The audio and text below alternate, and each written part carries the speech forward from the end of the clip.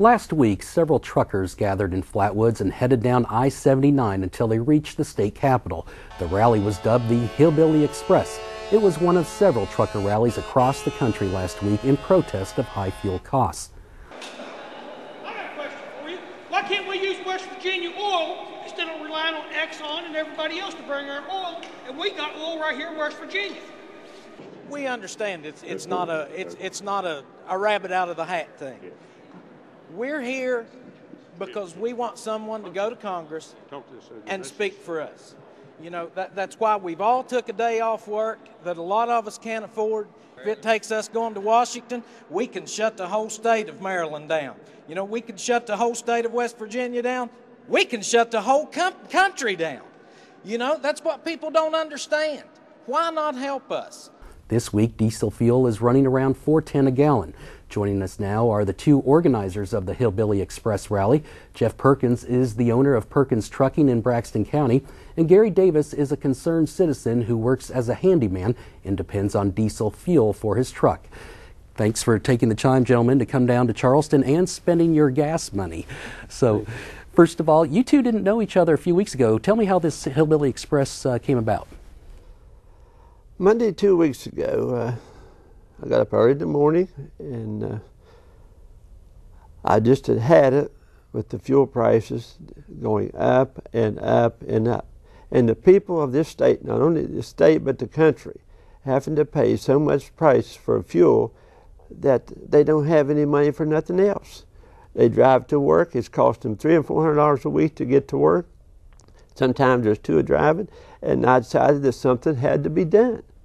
So I sat there, and while I was eating my breakfast and drinking coffee, I happened to remember that when I was driving 19 out in the Heaters area that I'd seen some trucks out there.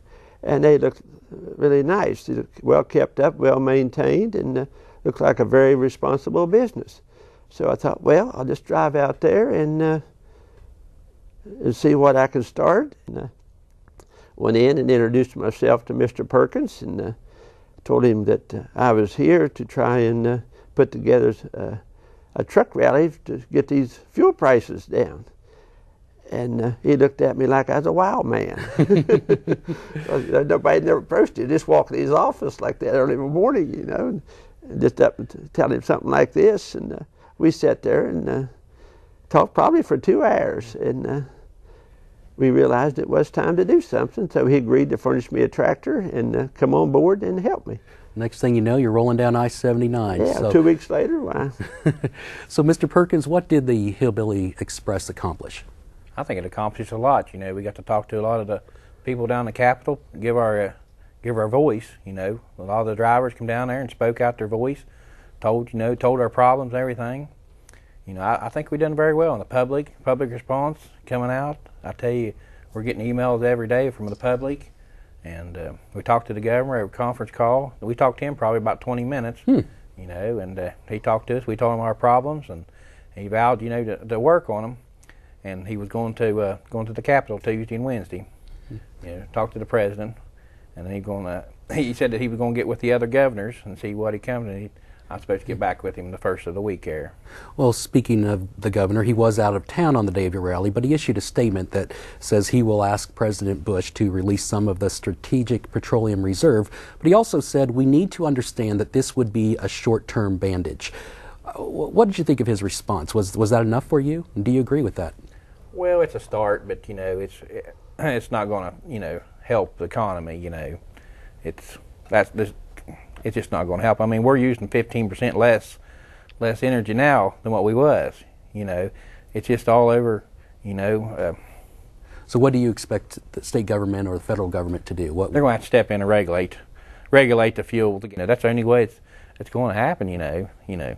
There is no law at the state level or the federal level that can tell the oil companies how much they can charge at the pump.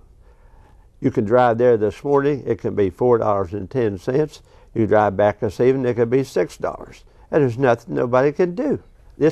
I even talked to the Attorney General. He was at the truck rally. He explained that there's no law. The only time that they can regulate how much they can charge is in a disaster. Folks, if it's not a disaster time, I don't know what you would call it. There's a lot of talk about alternative energy these days. When you hear that, well, Mr. Perkins, what goes through your mind? Oh, I'd love alternative energy, but the governor even said they was working on it. But that's long term. That's long term. It's not short term. I believe in alternative energy. I think that'd be a great thing. To get into. Well, Mr. Perkins, you own a trucking company. What do you haul, and tell us how the fuel prices have affected your business? We haul a lot of lumber and plywood around several states there, and it's when I averaged around $500 a week. Now we're spending $2,300 to $2,400 a week. We had to drop our health insurance. I had to drop my mechanics. We don't have a secretary anymore. We had 11 trucks. We're down to 5 trucks now, 5 to 6 trucks running. There's no business anymore. There's just no business. What's going to happen to you and nationally if things don't change soon? We're going to have to close our doors. Just like several other trucking companies around here, we're going to close the doors. What's going to happen? You can't stand it. You can't stand paying over $4 a gallon for fuel. You can do it short term, but you cannot do it. You cannot. It'll never work. Well, neither one of you are usually politically active. This was all new to you. What have you learned from this experience? That our government is irresponsible to the American people and the state people. Any time that a country such as the United States has let the oil companies take over and charge the people what they do today. The oil companies are in Saudi Arabia, they're in Iraq, they got wells over there. They need to be part of the whole system. And the government just needs to step in and say, this is what happened. They can do a lot, but they don't. But right's right and wrong's wrong, And I was talking to a gentleman the other day at one of the political dinners. I was having dinner. He has stock in the oil companies. He gets a good bunch of money yearly from the oil companies. He says it's not the oil company's problem. Anybody that's invested in the oil companies don't want to admit that it's the oil company making money. He's making good money off his stock. Okay, that's all right. That's all right. But when it gets to the problem, it's putting people out of business, starving people to death. I think we need to share. You mentioned the country. You mentioned you think we're pretty much at a disaster. What are truckers telling you? They're just right at the edge. They're just right at the edge of going over, closing their doors. There's nothing left. It keeps going up, and they say it's going to go on up to $4.50, $4.70 a gallon. And who's going to haul the goods? What about the people we haul for? They're going to shut down mills, lumber mills. West Virginia is based on mills. Everybody's going to shut down. Gas and oil. They talk about the depression. We're in a recession. It's all because of gas and oil. You look. You took a family of 2. They're spending $600 or $700 more a week or a month in gas. That was money they put back in our economy. And then their groceries are higher. That's why our economy is in such a bad shape over the fuel and the gas. And if you watch, they bring the gas back down and stuff. You watch our economy pick back up. They talk about how to get our economy back up. Why? Turn a light bulb on or what? Get the gas back on. Watch the economy come back up.